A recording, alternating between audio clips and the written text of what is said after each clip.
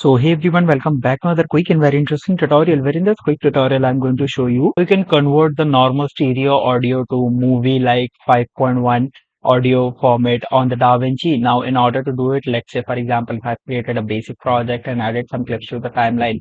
Now, for example, this is the audio that I want to convert. So just simply right click on that specific audio, and here you'll see this option that says clip attributes. Click over there, and here go to the audio section in this panel, and from here you'll see this option that says format. So just simply click over there.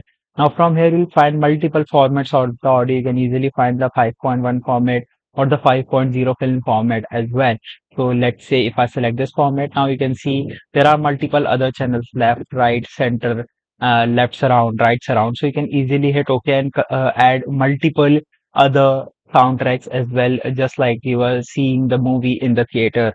Alright, so that's it for this tutorial. I hope this video will be helpful for you. Make sure to hit the like button and subscribe button for more such helpful and interesting tutorials. See you in the next one. Take care.